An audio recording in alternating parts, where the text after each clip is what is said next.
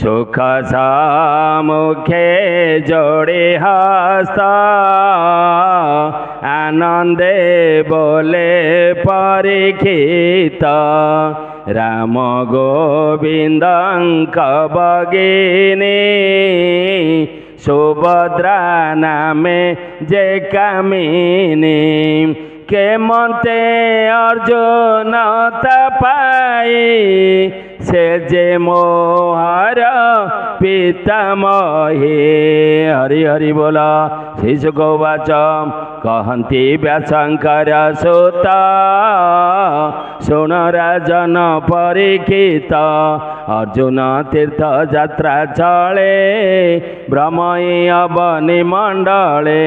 प्रभास तीर्थ एक दिने अर्जुन रही तो समने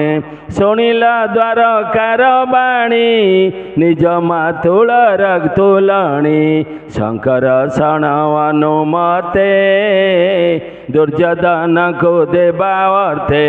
काहारी नाही सनमत मने विचारी पंचशत सुभद्रा लबिबार आसे तक्षणे ब्रह्मचारी बेसे माया त्रिदंडी रूप धरी मिलिला द्वारका नगरी अपना कार्य सिद्धि आसे रविवार चारि मासे जादव नित्य आज्ञा दियंती एक राम न जानती दिन के कृष्ण हल पाणी अतिथि निज घरे आनी शरदा चिते भिक्षा देले अर्जुन हर से भुंजिले अन्न भोजने वीरमणि देखी वसुदेव दोलणी वीर मोहनी रूप तार भुवने नाही पटांतर सकाम लोचने से ना चाही हृदय नंग भाव बये स्वभावे अर्जुन सुंदर रूपे की काम मनोहर सुभद्रा देखिता बदन सभ्रमे पीड़ित मदन हास्य जड़ित मुख सोए कटाखे जनम न मोहे अर्जुन देखिया विराम चिते मोहित अति काम सुभद्रा रूपे मन देई अर्जुन बसे विचारई केमते लबिबी नारी निरते छिद्र अनुसरी हेमंते देव जात्रा काले कन्या हरिला बाहुबले उत्तम रथे कन्या घेनी मंगल करणे कामिनी द्वारकापुर दुर्ग मध्ये चलती गीत वाद्य नादे पिता मातांक शुद्ध चिते कृष्णर भाव अनुमते अर्जुन देव जात्रा काले कन्या हरिला बाहुबले आपणे निजर ते बसे धनु टंकारे गुण गोचे कन्या बरी थिले जेते नाना युद्ध धरी हसे तांक गर्भनाश करी स्वभावे जेसने केसरी पशुंक मध्य हरे जने ता देखी राम को पमने जेसने पूर्णिमा शिकाले शुभ समुद्र उछुले गहले रामर कोप देखी हरि कहती कर जोड़ी करे बांधव मने विचारिले रामर कोप शांत कले कृष्ण वचने हल पाणी अनेक रत्न वस्त्रवाणी कर कन्यार विवाह काले अनेक यौतुक देले अमूल्य रत्न वस्त्र दान असकुंजर दासी मान घेनी आनंदे कन्या वर मंगले गले निजपुर कहती व्याशंकर सुत कृष्ण मंगल भागवत कृष्णर सखा पूर्व काले विप्रेजे थिले मही तले कृष्णर अति प्रिय बाबा ताहार नाम श्रुत देव एकांते हरि बाबा बोले संपूर्ण हृदय निश्चले जोगे इंद्रिय बल जेणी जगत आत्मा परिमाणी मिथिलापुर गृहाश्रम ब्राह्मण भावे नित्य कर्म धन अर्जने नाही चिता केवल प्राणी जात मात्र अधर्म मार्गे मन भ्रांति क्रियाकलाप करे नीति हेमंते श्रुत देव नाम विदह नगर जन्म केवल चित्ते हरि बाबा निर्जित इंद्रिय स्वभाव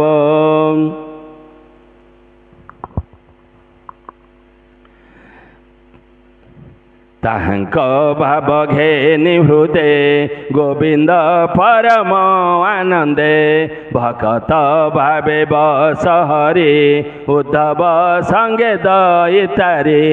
दारुक रथ कलावाणी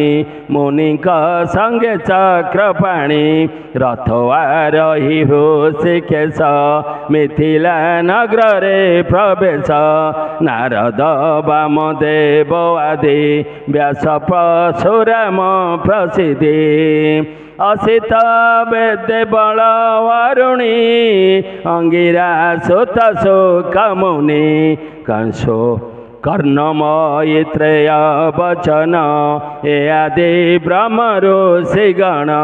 शुणी गोविंदर आश्रम केते दूर अनुगम विविध वर्ग पात्र करे ये मिले स्नेह भरे उदय आदित्य निकटे जन्ने ब्राह्मण जल तटे आदित्य धनुक सुदक्ष गुरु जंगल कंक सुख पंचाल बुद्धिमते आदि ककेय कौशल प्रसिद्धि ये आदि जेते जनपदे कृष्णर बदन आनंदे विपन्ति चक्षुरंद्रे भरी पिबन्ति चक्षुरंद्रे भरी आसे अशेष तपय नर हरे ताहंक पाप नाश करी जगत गुरु नर हरे दिगपुरित निज जस तांक मुकुरु ऋषिकेश तुम्हारी भुवन मंगल शुणी सानंद नंद बाल सर्वकुशल स्नेह भरे प्रवेश मिथिला नगरे मिथिलापुर नर नारी कृष्ण आगम अनुसारे मंगल द्रव्य ज्ञानिकारे मिलिले कृष्ण रवागरे गोविंद मुख देखी जाने प्रकाशे निश्चल नयने करंजलि देसी रे लोम पुलक कले बारे सकल मुनि गणमते न मिले श्री कृष्ण आनंदे जनक सुत देव मुनि गोविंद भाव हृदय घेनी बोलंती तुम अनुग्रहे विजय कले देवराय हेमंत परम आनंदे प्रणाम कले मुनि पादे मुनि समेते नारायण अतिथि कले निमंत्रण कृष्ण को आसने बसाई पूजिले मधु पर्क देई झेम्बेनी जनकर मत जानते जगत जीवन भावे बंदाई दामोदर हृदय करती विचार एहांक घरे मोहिराई चित्त आनंदे बोध देई तेबे मुझे निज पुर एते विचारे चक्रधर जनक घरे भगवान मुनि को ज्ञानी तो समान देखी आनंद महाराजा कला मुनिक पद पूजा हर से तनु प्रेम बोल नयनु बहे अश्रुजल पखाली मुनिकर पाद आनंदे शोक गद गद विश्व पवित्र जेउ जल ज्ञानी कुटुंब संग मेल मुनिका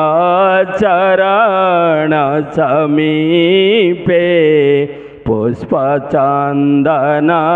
धूप दीपे अर्घ्य गो वृक्ष भावे देये मधुर सुरे वाक्य कहे आत्मा संतोषे मुनि जने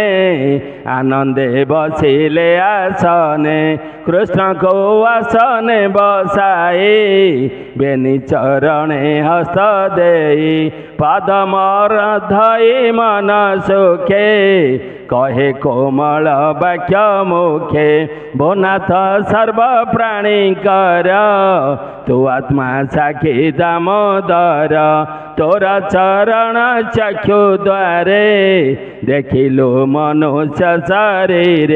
तोहरा कर्म शुणी करने प्रत्यक्ष देखिलु नयने तो पादर जगत चिंता